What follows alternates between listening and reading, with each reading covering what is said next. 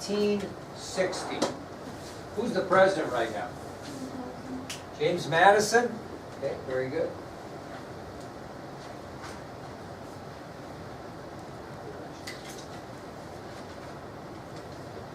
James Madison made the decision that he would not run for another term as president. So the Republicans nominated James Monroe, who was Madison's Secretary of State. Okay, Secretary of State.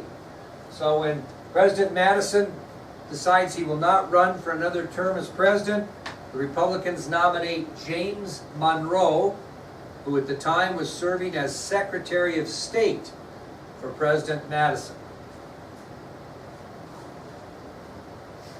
Monroe then picked Daniel D. Tompkins as his running mate. Monroe picked Daniel D. Tompkins as his running mate.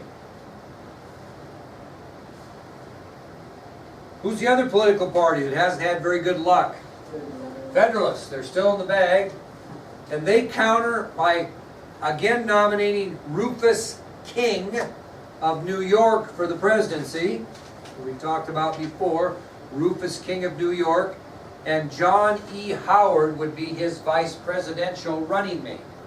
So the Federalists counter with Rufus King of New York for the presidency and John E. Howard as vice president. Again, kiddos, the Federalist Party is struggling. And in this particular election, the Federalist Party only won 3 states and were defeated in the Electoral College 183 to 34. So the Federalist Party is having troubles continually. They win only 3 states in the election of 1816. Monroe earns 183 electoral votes compared to just 34 for Rufus King. With that, James Monroe becomes the nation's 5th president. James Madison? James Monroe. What? Oh, sorry. Sorry. Oh, James Monroe becomes the nation's 5th president, and Monroe's administration will be referred to in history as, quote, an era of good feelings. An era of good feelings. I think that's on your ID sheet, is it not? So, James Monroe becomes the nation's 5th president, and his administration would be referred to as an era of good feelings. Okay, we'll get a start on the American system, and we'll finish up tomorrow this whole thing, and we'll have us a little quiz on Thursday. Okay, the American system.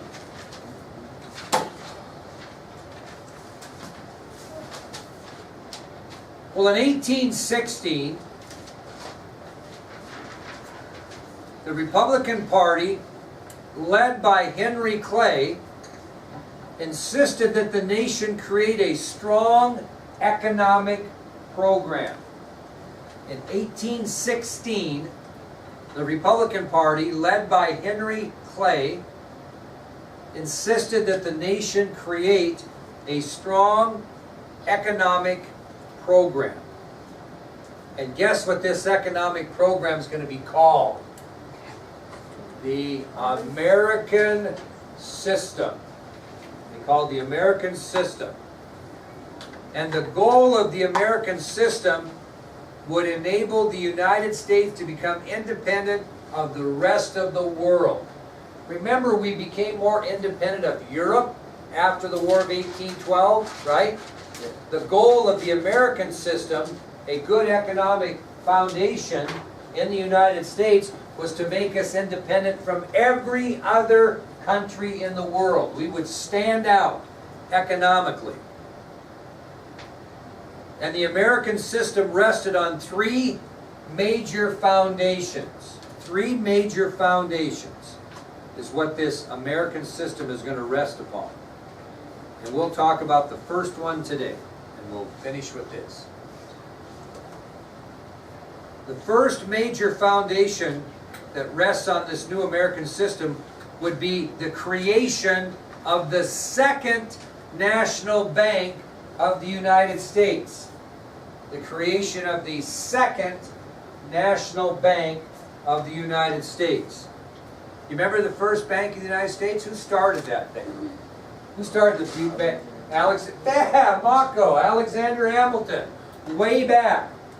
Well, that charter expired in 1811.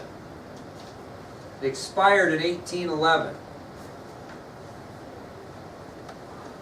Well, what do you think happened when the charter for the first bank of the United States expired? Who didn't renew? What happened to these banks? What did people do? What did states do when the charter ended in the first national bank? They created their own state banks. And the number of state banks tripled between 1811 and 1860. So when the federal bank expired, the money had to be put somewhere, so they started establishing more state banks, and in these state banks tripled during that time between 1811 and 1860. But what happens when you get too many braves and not enough, or too many chiefs and not enough braves? What do you have? Well, yeah, you can't, yeah, you have conflict, you have a mess. I mean, you have too many people out there making decisions that causes unhealthy situations. And most of these state banks were poorly regulated, which caused an unhealthy financial situation in the United States. Because where was all of our money? In a federal bank? No, it was in all these state banks run by lots of different people. And when you have lots of people being responsible for something so important and they don't agree on everything, it becomes very unhealthy.